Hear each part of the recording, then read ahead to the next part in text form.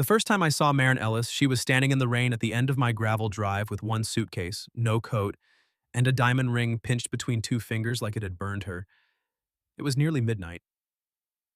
On a ranch, midnight has a sound: wind whirring the barn doors, horses shifting in their stalls, rain ticking against the porch roof like 1,000 impatient fingers. I was in the kitchen, eating a cold roast beef sandwich over the sink because 34-year-old men who run cattle alone do not always make dignified choices. Then my security light snapped on. At first, I thought it was a coyote near the feed shed. Then I saw her through the kitchen window. A woman in a cream dress, soaked through, dark hair stuck to her cheeks, staring at my house like she had driven across the state on nothing but nerve and one bad idea. I grabbed my coat and stepped onto the porch. "Ma'am," I called. She flinched. Not dramatically, just enough to tell me she had been bracing for a man's voice all night. "You're Daniel Hayes?" she asked. "That depends who's asking." She swallowed, lifted her chin, and held up the ring. "I'm either making the smartest decision of my life," she said, "or I'm about to find out my grandfather was a terrible judge of character." That was not the sort of sentence a man expects on a Tuesday night. "My condolences to your grandfather," I said, walking down the steps. "But if you're planning to rob me, you picked a bad night. I've got one sandwich, two tired horses, and a coffee maker that's been threatening to quit since Easter." Her mouth twitched. Not a smile, exactly, but close enough to make me notice. Even soaked and trembling, she had a steadiness about her, the kind that didn't come from having an easy life. Her eyes were gray-green, sharp and exhausted, and she looked at me like she was hoping I'd prove her wrong and afraid I wouldn't. "I'm Maren Ellis," she said. The name hit me with the force of a boot to the chest. Ellis. I knew that name. Not from her. From my father's old stories. From my grandfather's kitchen table. From a man named Walter Ellis who'd worked the neighboring ranch before I was born and later came back every summer to help my father mend fences even when his hands had started to shake. Walter had been the kind of man people got quiet around, not because he was cruel, but because he never wasted words. "You're Walt Ellis's granddaughter," I said. Her face changed, just a little, like hearing him called Walt had opened a door she'd been leaning against for months. "You knew him?" "I knew of him. He and my dad were close." I glanced at the ring in her hand. "You want to come inside before that storm finishes what your day started?" She looked past me at the warm square of kitchen light, then back at me. "I'm not here to be rescued." "I didn't say you were." "You were thinking it." "I was thinking you're shivering hard enough to rattle your teeth and my mother raised me to offer towels before lectures." That time she did smile. Small, reluctant, dangerous to a man who had spent 2 years convincing himself quiet was the same as peace. She followed me up to the porch, her boots leaving wet prints on the boards. When she stepped inside, she paused at the doorway like she expected the house to reject her. It was not much of a house.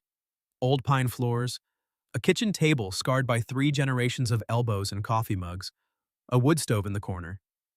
My father's hat still hanging by the back door even though he'd been gone 11 months. Maren saw it. The hat, the worn brim, the dust line on the wall where it had hung forever. "You lost someone," she said. "My father." "I'm sorry." "Me too." For a second, neither of us moved. The rain filled the silence. Then, I cleared my throat and pointed down the hall. "Bathroom's there, towels in the cabinet. I can find you something dry, it'll be too big, but unless you prefer hypothermia as a fashion statement." I've worn worse for men with less charm. I stopped mid-step. She froze too, like she hadn't meant to say it aloud. Then she looked away, and the diamond ring disappeared into the pocket of her soaked dress. I found her a pair of sweatpants and one of my old flannel shirts from a feed company giveaway. When she came back into the kitchen wearing them, sleeves rolled to her, wrists, hair towel dried and curling at the ends, I had to look down at the coffee pot longer than necessary, because she looked like she belonged there, which was a ridiculous thing to think about a stranger who had arrived in a storm with a ring she clearly wasn't wearing. "Coffee?" I asked. "Do you have tea?" "I have coffee that's been emotionally supportive since dawn." "Then coffee." She sat at the kitchen table, both hands wrapped around the mug I gave her. I set a plate with the other half of my sandwich in front of her. She eyed it. Is this a peace offering? It's either that or dinner. You always feed women who appear in your driveway? Only the ones who insult my grandfather's taste from the county road. That earned me another smile, warmer this time. And there it was. The trouble. Not lust, not some foolish thunderbolt nonsense. I'd been around enough pretty faces to know attraction could lie. This was different. Maren carried grief like a blade tucked under her ribs, but she still had humor, still had pride, still looked directly at me when most people would have performed helplessness to get what they needed. I respected that before I understood it. So, I said, leaning against the counter, why did Walter Ellis send you to my ranch? She didn't answer right away. Her fingers tightened around the mug. My grandfather died 3 weeks ago, she said. Before he passed, he gave me a letter. Told me not to open it unless I found myself standing at the edge of a life I didn't choose. I looked at the ring pocket. That life have a name? Preston Vale. Even the name sounded expensive. Fiancé? Technically. That's a painful word. So is wife when it's being used like a merger. I stayed quiet. She stared into her coffee. My parents think Preston is perfect. Good family, good money, good image. He doesn't hit. He doesn't drink too much. He remembers birthdays. On paper, he's flawless. But I feel smaller every time he says my name. That landed harder than I expected, because my own almost marriage had ended for the opposite reason. Lisa hadn't tried to shrink me. She just looked at the ranch, at the debt, at my father's illness, and decided love shouldn't require mud on your boots. I didn't blame her, not anymore, but after she left, I stopped asking anyone to stay. Maren looked up at me.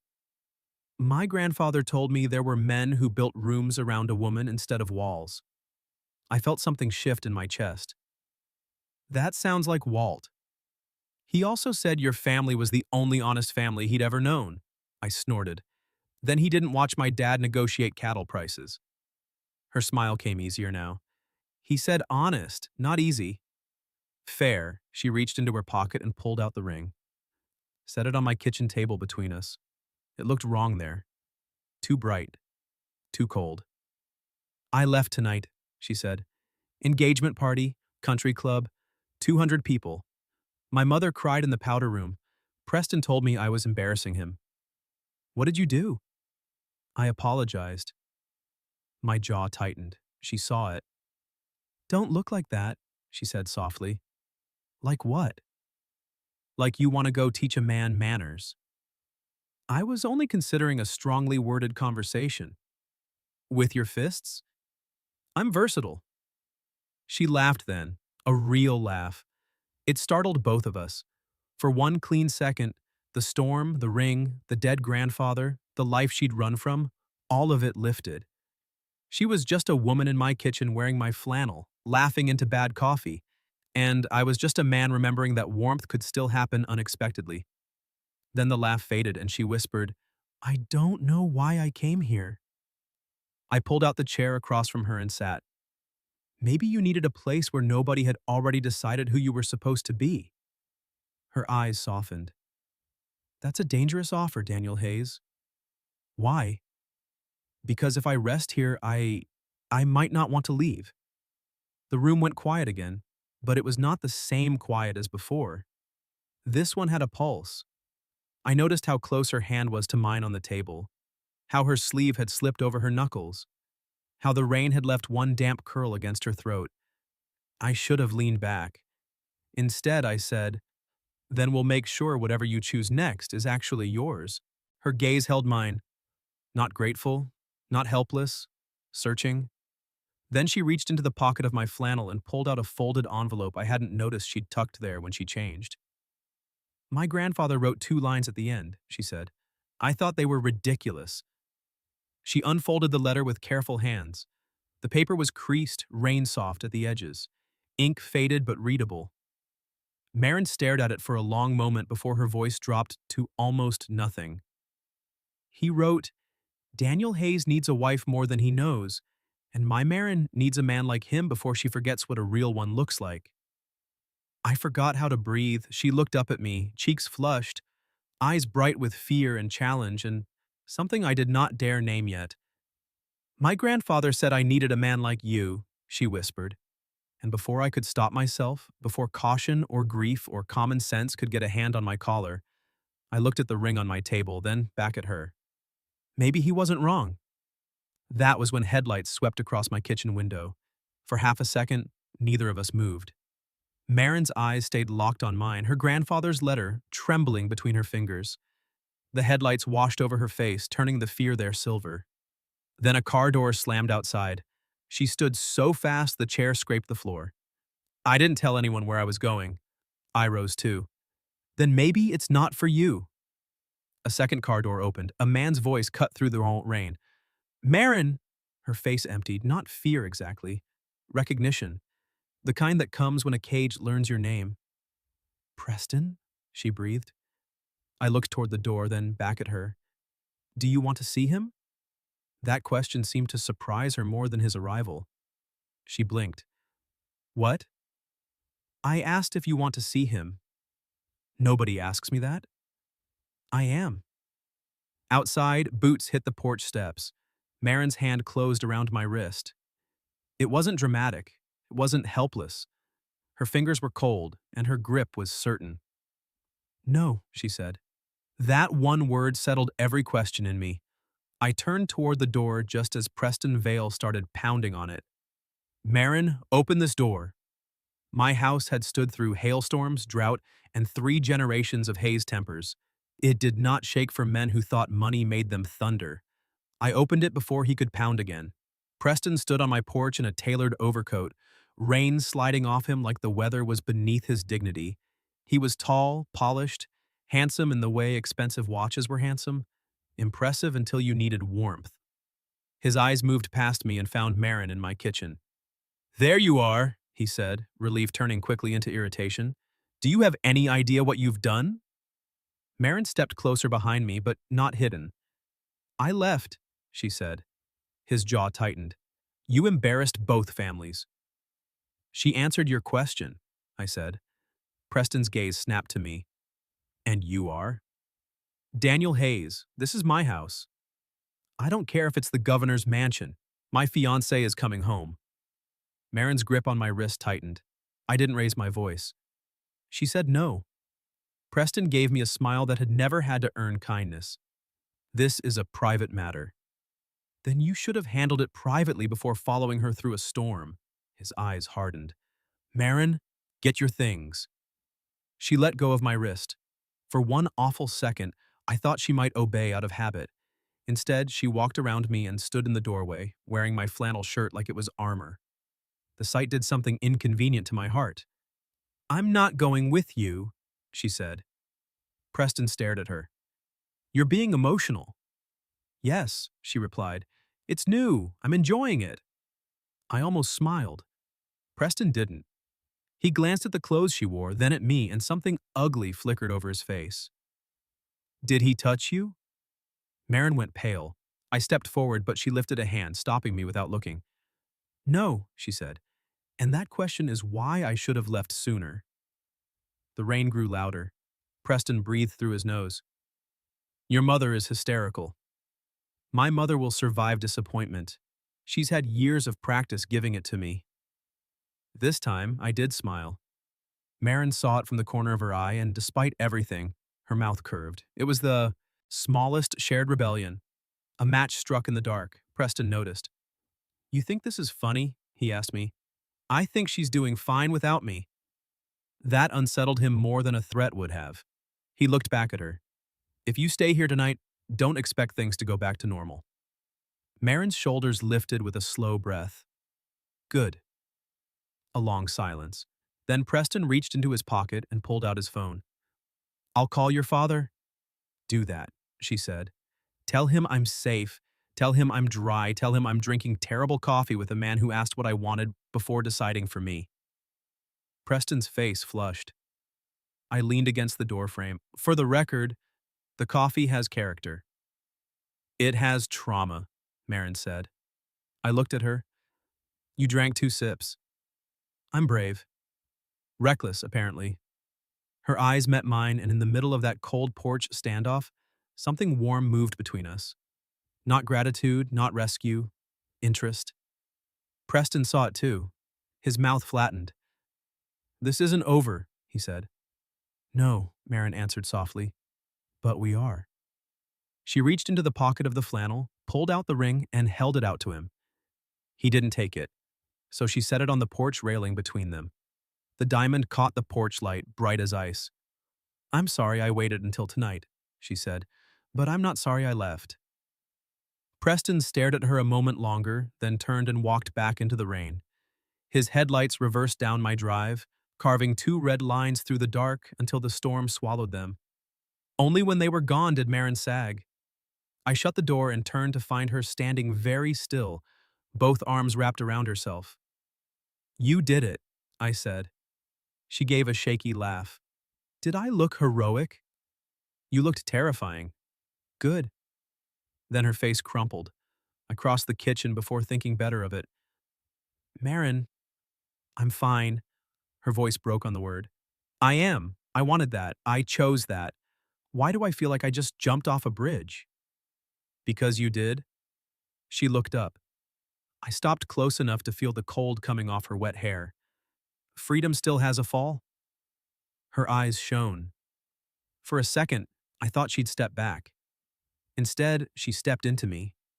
I wrapped my arms around her because she chose to be there, because she tucked her forehead against my chest like she was tired of holding up the whole sky, because my name had been written in her grandfather's dying hand, but this moment belonged to her. She smelled like rain, coffee, and something faintly sweet beneath the storm. I don't want to be weak, she whispered. You're not. You don't know me. I know you handed a man his ring back while wearing borrowed sweatpants. That's a strong opening chapter. A laugh shook against my shirt. My hand moved once over her back, slow and careful. You can fall apart in this kitchen, Maren. Doesn't mean you're broken. Her fingers curled in the fabric over my ribs. No one has ever said things like that to me. I tried for a joke because the softness in her voice was making me want things I had no right wanting yet. I can also say practical things. The guest room sheets are clean, mostly. She leaned back enough to look at me. Mostly? I own a ranch. Perfection is for men with manicure appointments. Her gaze dropped to my mouth, only for a heartbeat, but I felt it like a hand. Then she looked away, cheeks pink. Daniel. Yeah? If I stay tonight, I need it to be because I chose to, not because you feel responsible. I know. And if I stay tomorrow, my pulse kicked. Then tomorrow we talk about tomorrow. She studied me, searching for the trick, the trap, the price. There wasn't one. Finally, she nodded. Okay. I stepped back before I forgot myself completely. I'll get those mostly clean sheets. As I passed the table, I saw Walter's letter lying open beside 2 mugs of bitter coffee. I picked it up carefully. Maren watched me. My father kept letters in a cigar box, I said. From men he trusted. Walt wrote him a few. Her face softened. You have them? In the study. Could I see them sometime? The question was quiet, almost shy. Not because she wanted history, I realized. Because she wanted another piece of the grandfather she'd lost. Something in me gave. Now, if you want. It's late. I'm up. You were eating a sandwich over the sink at midnight. I was living a rich, private life. That smile came back. And because neither of us seemed ready to let the night end, I led her into my father's study. The room smelled of leather, dust, and old paper.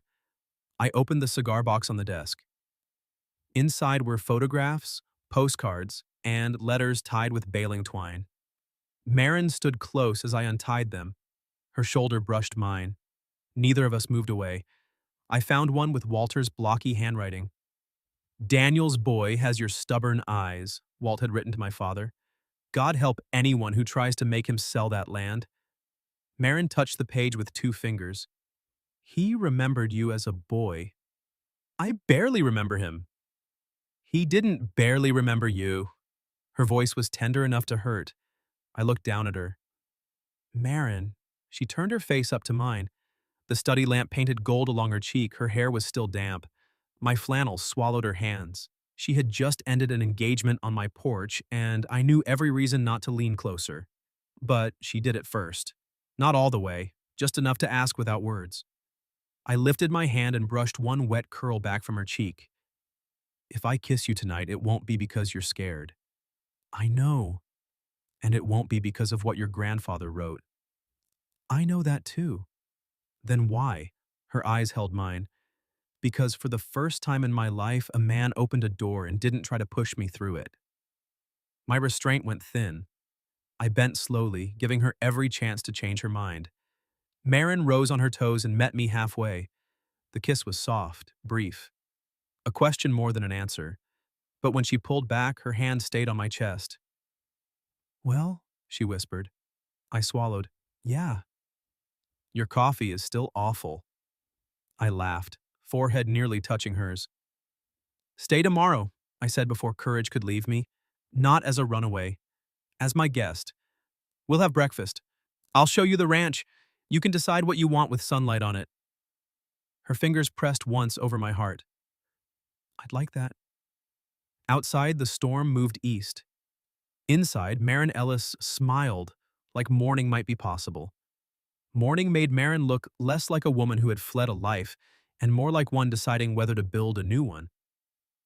I found her on the back porch just after sunrise, wrapped in my old barn coat, bare feet tucked beneath the hem of borrowed sweatpants, hair loose over one shoulder. She had a mug of coffee in both hands and an expression of deep suspicion. You made this fresh? She asked. I did. And it still tastes like fence stain? That is a regional flavor profile. It tastes like a legal case. I leaned against the porch rail, grinning despite myself. You're cruel before breakfast. I'm honest before breakfast. Cruel comes after toast. The yard steamed from last night's rain.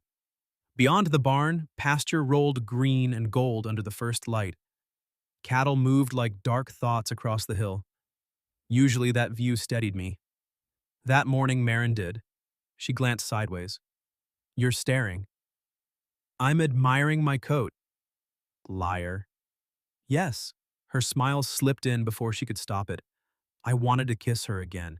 That startled me, not because the wanting was strong, but because it was simple. Clean.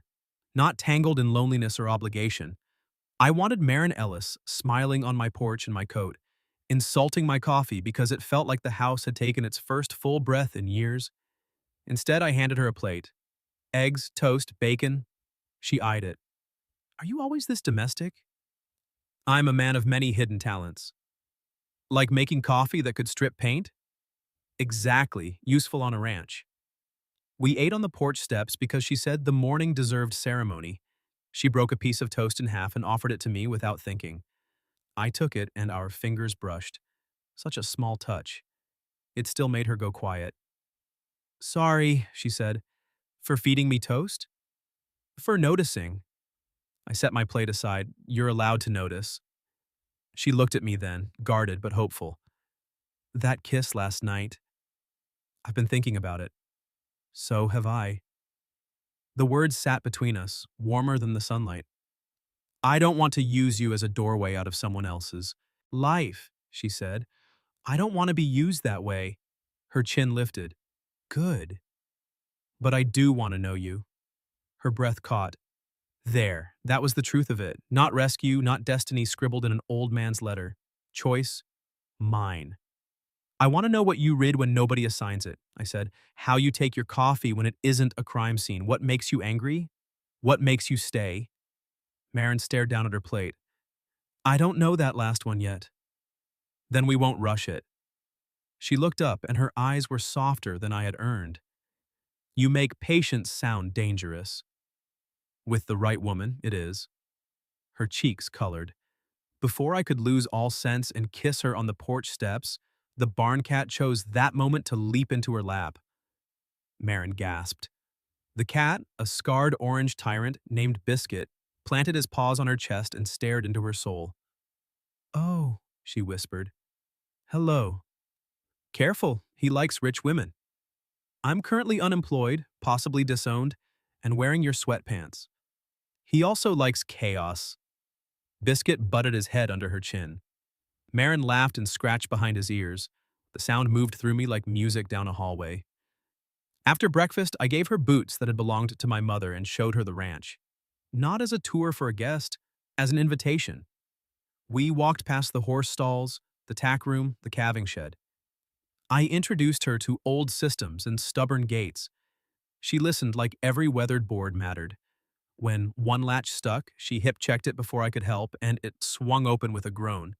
She turned, triumphant. I would like that noted. Noted. Violent tendencies around hardware. Effective tendencies. We stopped by the south fence where the land dropped toward the creek. The grass was wet enough to soak the cuffs of her borrowed jeans. She didn't complain.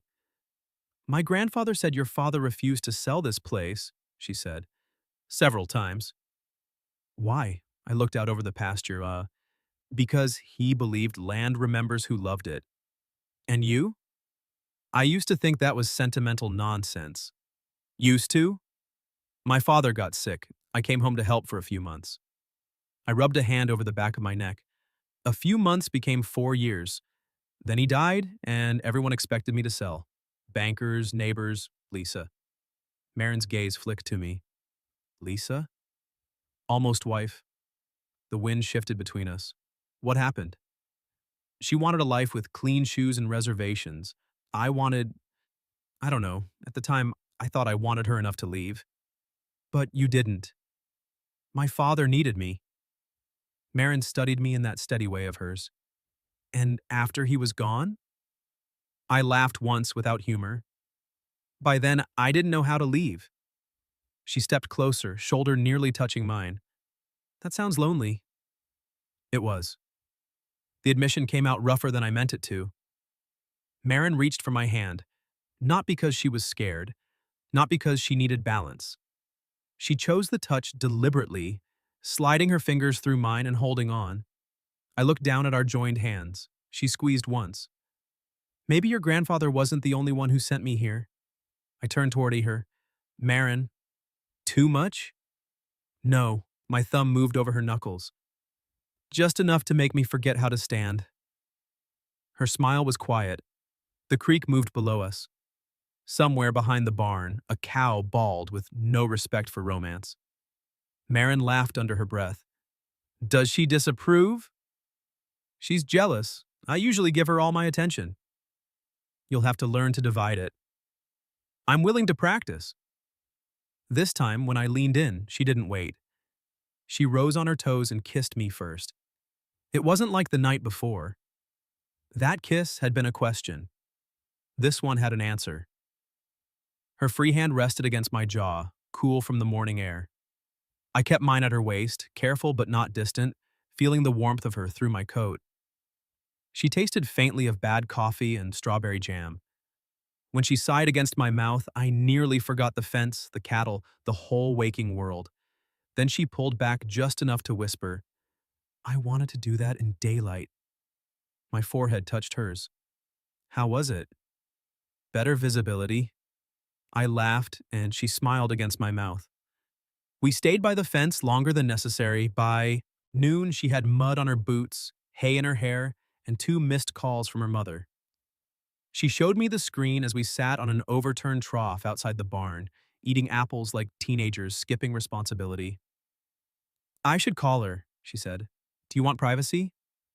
Yes. Then she hesitated. No, I don't know. I held out my hand, palm up. I can sit beside you and mind my business badly. She placed her hand in mine.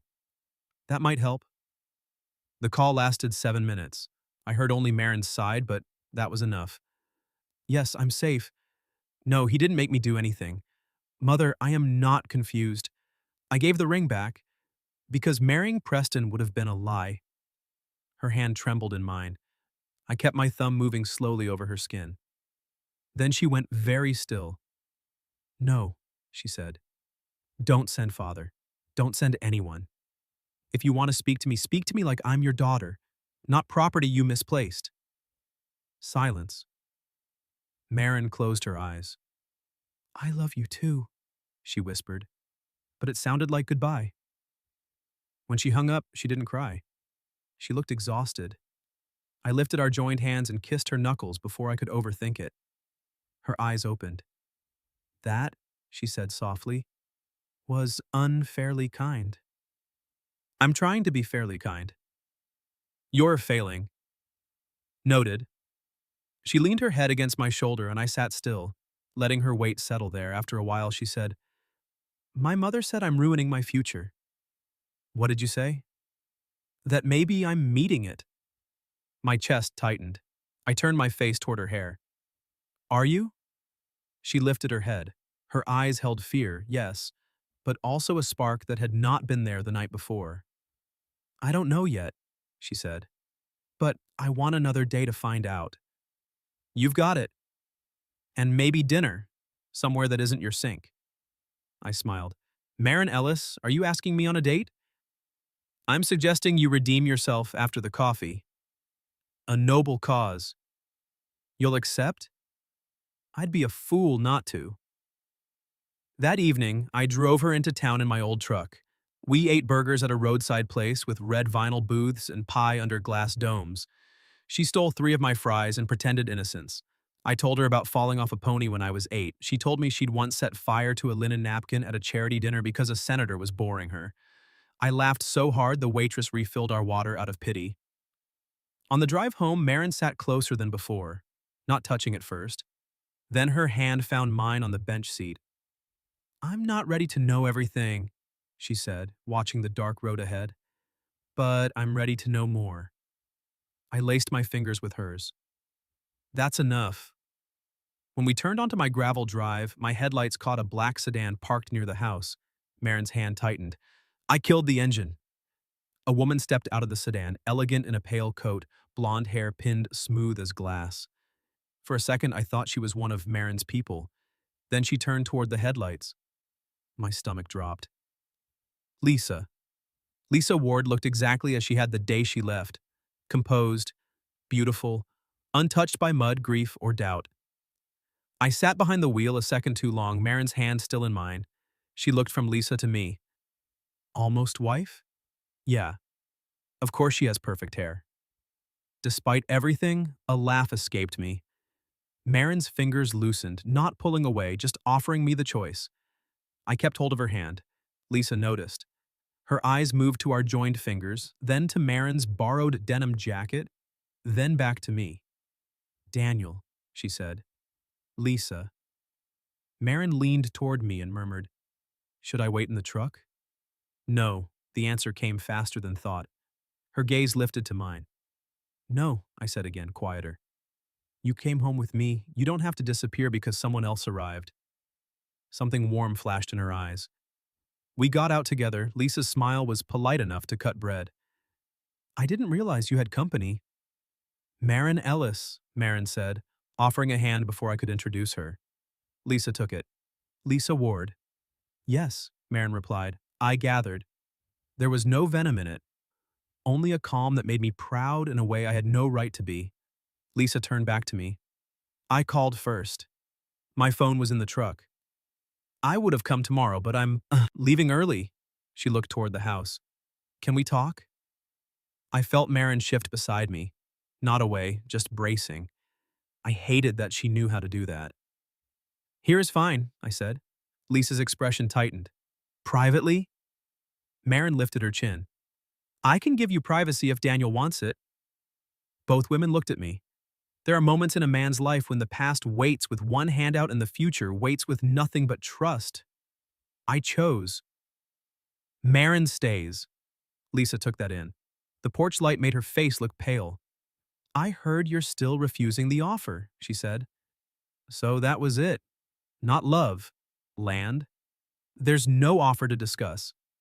Daniel, it's a strong number, more than fair. The developer is willing to pay above market because of the highway extension.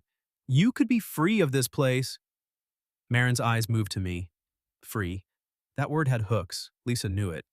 She had used it years ago, standing in my kitchen with tears in her eyes, telling me I was burying myself beside my father.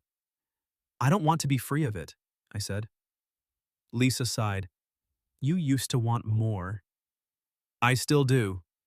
Her gaze cut to Maren. Maren did not flinch. Lisa lowered her voice. You met her yesterday? Yes. And she's already standing in decisions you've avoided for years? Maren's face changed just slightly. I stepped closer to her. Careful. I'm not being cruel. I'm being honest. You attach yourself to people who need saving, Daniel. Your father, this ranch, now her. Maren went very still. That one landed where Lisa intended. Before I could answer, Maren spoke. I didn't ask him to save me. Lisa looked at her with practiced sympathy. Maybe not out loud. Maren smiled, small and sharp. Miss Ward, last night I gave back a ring that cost more than my first car. Today I opened 3 gates, got insulted by a cat, survived Daniel's coffee, called my mother, and asked him on a date. I am not a stray he found in a ditch. The corner of my mouth twitched. Maren glanced at me. Although the coffee nearly killed me. Still on that? I'm committed. Lisa stared at her, clearly unprepared for a woman who could be wounded and funny at the same time. Then she looked at me again. Softer now. I'm sorry. That was unfair. Yes, I said. It was. A silence spread across the drive. Lisa folded her arms. I didn't only come about the offer. I waited. My mother is sick, she said. I'm moving back for a while. I thought. Her breath caught, and for the first time she looked less polished. I thought maybe we should make peace. The anger in me loosened. Not vanished. Loosened. Maren's hand brushed mine once, a quiet permission to be kind. I took a step toward Lisa, not enough to leave Maren behind. I'm sorry about your mother. Thank you. And I made peace with us a long time ago. Lisa's eyes shone. Did you? I looked back at Maren. She stood under my porch light with wind in her hair and uncertainty in her eyes, trying very hard not to need an answer she deserved to hear. So I gave it to her. I did tonight, I said. Maren's lips parted. Lisa followed my gaze and understood. It hurt her. I saw that. But it was an old hurt, not a new promise. She nodded once. Then I won't keep you. Lisa. She paused by her car. Don't send anyone else about the land. A faint smile. Still stubborn? Worse now. Her eyes flicked to Maren. Good luck with him. Maren replied, I have a feeling he needs it more than I do. Lisa laughed despite herself, got into her sedan, and drove away. Only after her taillights disappeared did Maren let out a breath. I turned to her. You okay? I'm deciding. About? Whether to be jealous, impressed, or annoyed that your ex looks like she was carved from expensive soap. I laughed. Expensive soap? Smooth, pale, probably smells like lavender and judgment. She used to smell like vanilla. Daniel. Right, terrible detail. Retracted. Maren tried to glare, failed. Then her smile faded. What she said about you saving people. She wanted to hurt us both. That doesn't mean she was entirely wrong. I stepped closer. Maren, no, let me say it. She pressed a hand to my chest, also stopping me. I like you more than makes sense. And when you look at me, I don't feel managed. I feel seen. Her fingers curled in my shirt. But if I stay, it can't be because I'm wounded and you're honorable. It isn't. You don't know that yet. I know I wanted to kiss you this morning before your mother called. I know I laughed more today than I have in a year. I know when Lisa asked to talk privately, the only thing I feared was making you feel like an outsider in a place I already wanted you to feel welcome. Her eyes glistened. I covered her hand with mine. I don't want a woman who needs me to choose for her. I want you, the woman who left, the woman who challenged me, the woman who steals fries and insults my coffee like it personally wronged her. It did. I want you anyway. Her breath trembled. That sounded dangerously close to a confession. It can be one. She searched my face. Daniel, stay another week. The words came out raw. Her eyes widened.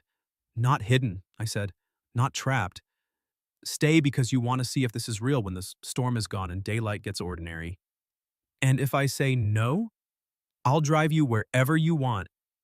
And if I say yes, my thumb brushed her wrist. Then tomorrow I buy better coffee. A laugh broke through her tears. That is a serious offer. The most serious I've made.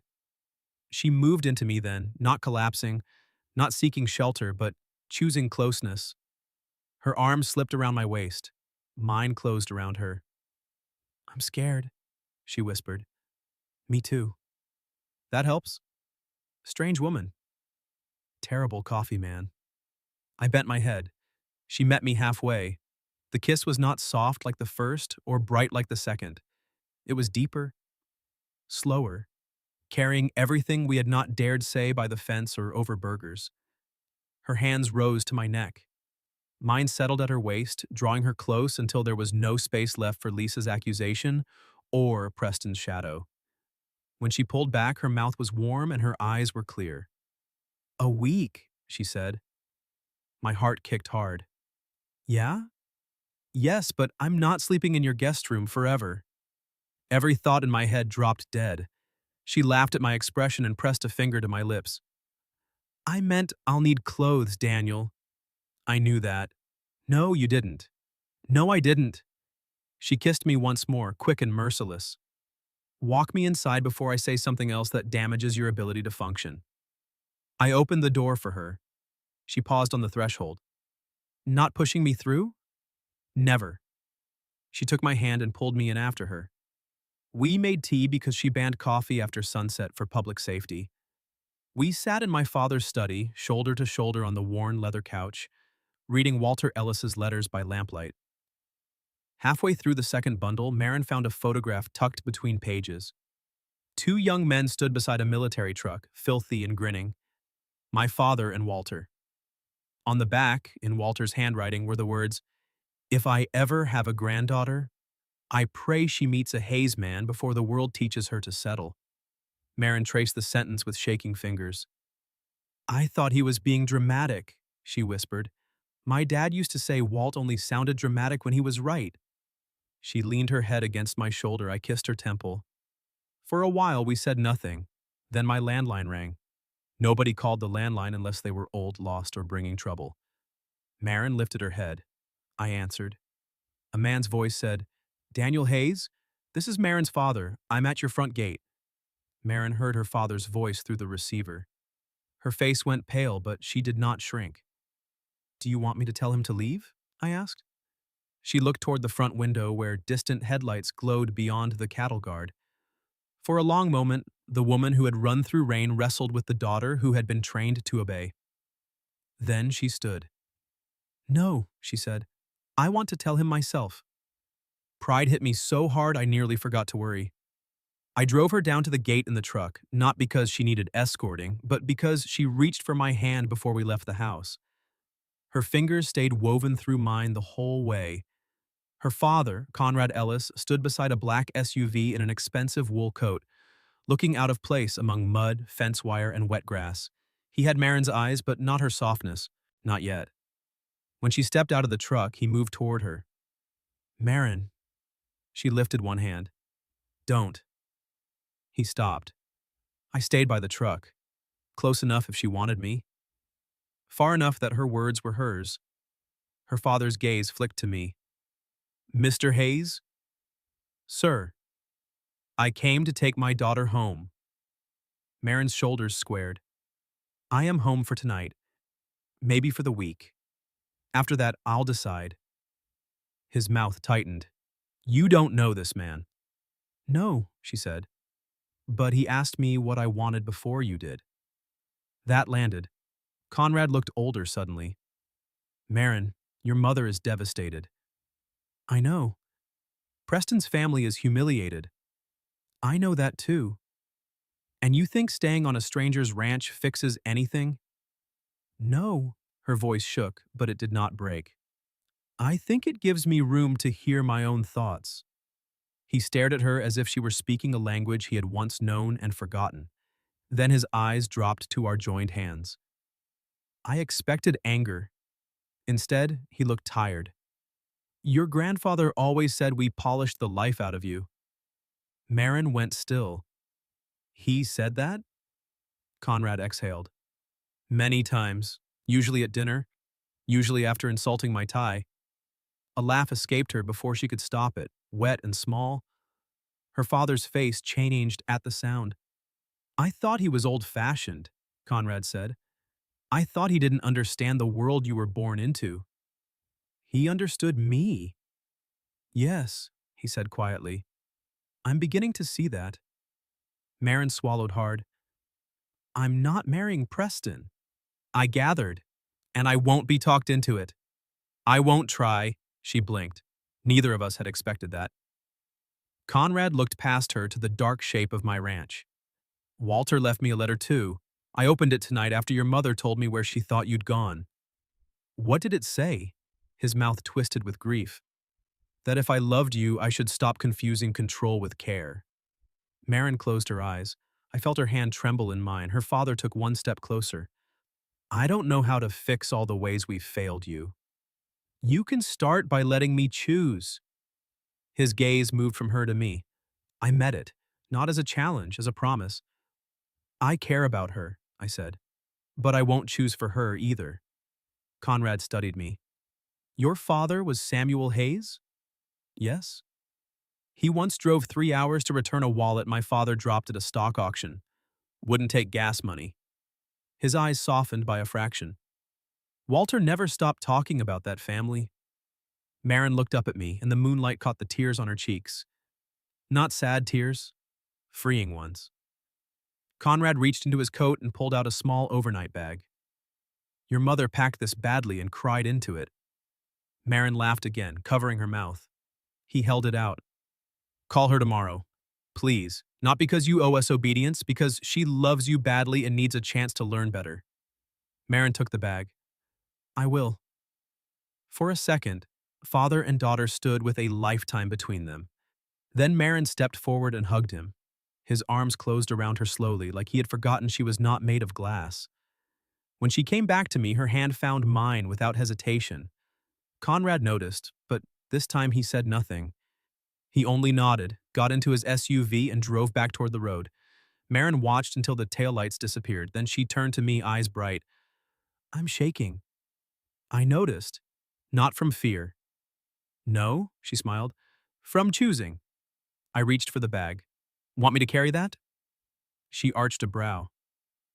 Daniel Hayes, are you offering to carry my poorly packed emotional baggage? I've got strong arms.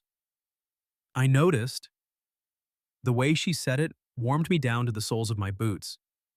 Back at the house, she set the bag by the door and turned into me before I could move away. Her palm slid up my chest. 1 week, she whispered. 1 week. And no promises beyond honesty. Honesty I can do. And better coffee. I bought none in the last 10 minutes, but I accept the mission. She smiled, then rose on her toes and kissed me. There was no storm outside now. No ring on the table, no man pounding at my door. Just Maren choosing me in the quiet kitchen, and me choosing her right back. That week became 2. 2 became a month. Maren rented the Ngod, small apartment over the feed store in town, because she said if she stayed, it had to be with both feet under her. She got a job helping a local veterinarian manage records and calls, which meant she came to the ranch at odd hours, with hay in her hair and a grin on her face. We dated like teenagers and argued like equals. She taught me how to make coffee that didn't qualify as a weapon. I taught her how to mend fence, though she claimed the wire obeyed her better than it obeyed me. On our 3rd month, she brought a box of her grandfather's things to my father's study. We put Walter's letters beside Samuel's, 2 old men still conspiring after death. On our 6th month, I asked her to stay for good. Not in a desperate way. Not because I needed help with the ranch, or because some dead man had written our names on the same page. I asked her on the back porch at sunrise with biscuit winding around her ankles and a mug of decent coffee in her hand. I love you, I told her, not because you needed a man like me, because I needed to become the kind of man who could love a woman like you without holding her too tight. Maren's eyes filled. Then she set down her mug, stepped into my arms, and said, "Ask me again without making me cry into perfectly good coffee." So I did. "Stay with me?" She smiled against my mouth. "Yes." By the following spring, the ranch no longer sounded empty at night. It sounded like Maren laughing in the kitchen, like her boots by the door, like two mugs on the porch rail, one barn cat demanding tribute, and cattle lowing beyond the fence as the sun climbed over land my father had loved. We never did find out whether Walter Ellis had meant to play matchmaker or simply offer his granddaughter a road out. Maybe both. But sometimes, when Maren stood in the pasture with wind in her hair and my mother's old coat around her shoulders, she would look at me with that same challenge she'd carried into my life on a rainy night. "My grandfather said you needed a wife," she'd tease, and I'd pull her close, kiss her until she laughed and say, "He was right." Then she'd touch my jaw and whisper, "He said I needed a man like you." And every time, with her hand in mine and home all around us, I knew the only true answer. Maybe he wasn't wrong. What would you have done if a woman showed up at your door in the rain with a suitcase, a ring in her pocket, and your name written in her grandfather's last letter? Have you ever experienced something similar where someone unexpected changed the direction of your life? Tell me your story in the comments. If you liked this one, leave a like, subscribe, and I'll see you in the next video.